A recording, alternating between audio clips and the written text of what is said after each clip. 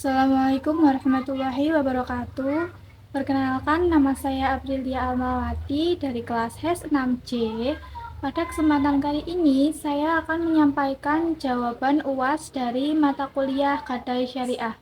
Langsung saja ke soal yang pertama, yaitu jelaskan secara rinci rukun dan syarat sah akad rohen, serta berikan contoh bagaimana implementasi rukun dan syarat ini dalam praktik operasional lembaga Gadai Syariah di Indonesia. Rukun dan syarat sah akad rohen sendiri yaitu dalam menjalankan pegadaian syariah, pegadaian harus memenuhi rukun gadai syariah.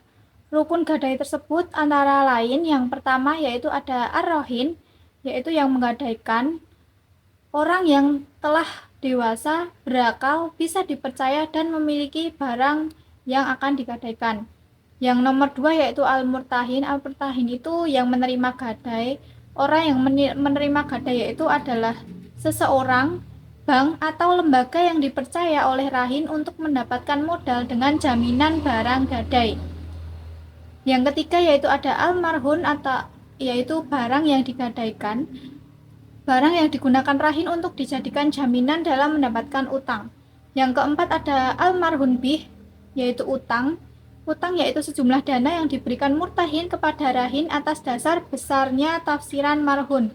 Yang kelima yaitu ada siqat ijab dan qabul, yaitu kesepakatan antara rahin dan murtahin dalam melakukan transaksi gadai. Selanjutnya syarat gadai syariah. Yang pertama yaitu syarat bagi rahin dan murtahin. Keduanya harus cakap hukum dan balik. Yang kedua syarat barang jaminan atau marhun. Barang harus berharga, dapat dimiliki dan dipindah tangankan serta diketahui jenis, jumlah, dan sifatnya. Yang ketiga syarat akad.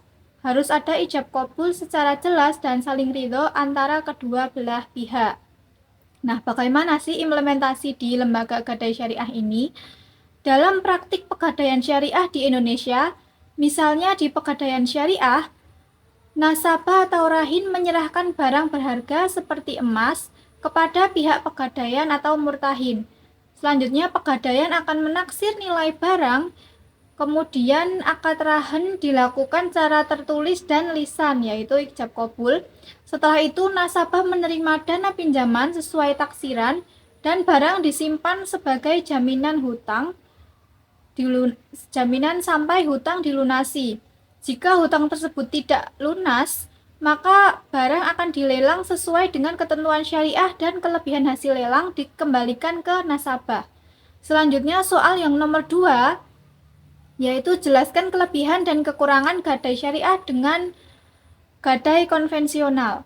Kelebihan gadai syariah sendiri dibandingkan dengan gadai konvensional, yang pertama yaitu gadai syariah ini bebas dari unsur riba. Dalam gadai syariah tidak ada unsur riba ataupun bunga yang dibebankan kepada nasabah.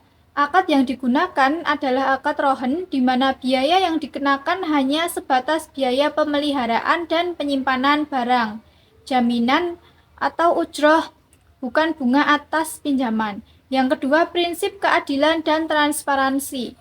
Proses dan akad dalam gadai syariah dilakukan secara transparan dan adil, sehingga tidak ada pihak yang dirugikan. Semua biaya dan hak kewajiban dijelaskan di awal akad. Yang ketiga, mengutamakan tolong-menolong. Gadai syariah menekankan aspek tolong-menolong atau ta'awun antara lembaga keuangan dan nasabah, sehingga lebih mengedepankan nilai sosial dan kemaslahatan umat. Yang keempat, pengawasan Dewan Pengawas Syariah. Setiap lembaga gadai syariah diawasi oleh Dewan Pengawas Syariah atau DPS untuk memastikan seluruh operasional sesuai dengan prinsip syariah. Yang kelima, tidak ada denda keterlambatan. Dalam gadai syariah tidak ada denda atas keterlambatan pembayaran pinjaman. Berbeda dengan gadai konvensional yang umumnya mengenakan denda. Kekurangan gadai syariah sendiri dibandingkan dengan gadai konvensional, yang pertama yaitu sosialisasi dan pemahaman masyarakat yang masih kurang. Kurangnya sosialisasi ke masyarakat itu belum memahami konsep gadai syariah secara utuh, sehingga pemanfaatannya masih kalah dibandingkan dengan gadai konvensional. Yang nomor 2 yaitu proses administrasi kadang lebih ketat karena harus memenuhi prinsip-prinsip syariah dan pengawasan DPS. Proses administrasi dan verifikasi bisa lebih ketat dan memakan waktu dibandingkan gadai konvensional. Yang ketiga, jaringan layanan belum rata.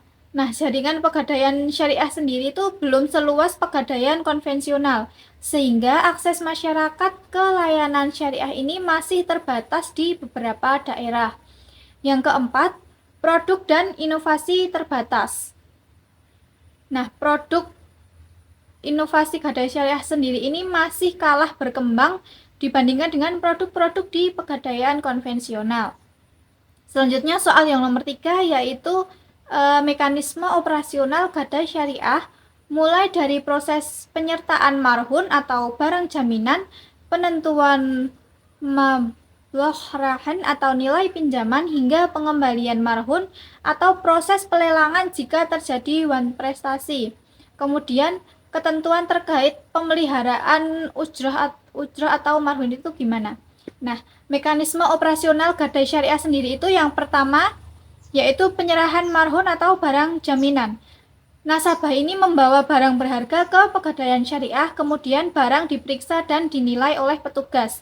Yang kedua, penentuan mabloh rahan atau nilai pinjaman. Pegadaian menaksir nilai barang dan menentukan jumlah pinjaman yang dapat diberikan. Biasanya tidak melebihi nilai barang jaminan. Selanjutnya yang ketiga, akad rohan. Nah, dilakukan ijab kabul antara nasabah dan pegadaian baik lisan maupun tertulis sesuai dengan prinsip syariah. Yang keempat yaitu penyimpanan marhun. Barang disimpan di tempat yang aman oleh pegadaian syariah. Yang kelima, pengembalian marhun atau barang. Jika nasabah sudah melunasi pinjaman beserta biaya pemeliharaan atau ujrah, barang jaminan tersebut akan dikembalikan. Yang nomor 6 yaitu pelelangan marhun atau barang gadai itu. Nah, jika terjadi wan prestasi atau gagal bayar, barang dilelang secara syariah. Hasil lelang tersebut digunakan untuk melunasi hutang dan biaya. Sisanya dikembalikan ke nasabah. Selanjutnya yaitu ada ketentuan ujrah atau biaya pemeliharaan. Ujrah sendiri adalah biaya yang dibebankan kepada nasabah atas jasa pemeliharaan dan penyimpanan barang jaminan, bukan bunga atas pinjaman. Nah, besaran ujrah ini ditentukan di awal akad dan harus transparan, tidak boleh berubah sepihak selama masa akad. Soal yang nomor 4 yaitu bagaimana prospek pengembangan gadai syariah di Indonesia. Prospek pengembangan gadai syariah di Indonesia ini sangat baik karena yang pertama itu mayoritas penduduk Indonesia itu beragama Islam dan semakin sadar pentingnya transaksi keuangan yang sesuai dengan syariah. Yang kedua, dukungan regulasi dari pemerintah dan OJK, serta berkembangnya lembaga keuangan syariah. Yang ketiga, pegadaian syariah menjadi solusi keuangan mikro yang adil dan bebas riba, sehingga diminati masyarakat luas, khususnya UMKM. Yang keempat, inovasi produk dan layanan digital semakin memudahkan akses masyarakat terhadap gadai syariah. Selain itu tantangannya itu tetap ada seperti literasi masyarakat tentang produk syariah, persaingan dengan lembaga konvensional, dan perlunya peningkatan kualitas SDM serta teknologi. Dengan strategi pengembangan yang tepat, gadai syariah berpotensi menjadi pilar penting dalam sistem keuangan nasional. Mungkin cukup sekian yang dapat saya sampaikan. Wassalamualaikum warahmatullahi wabarakatuh.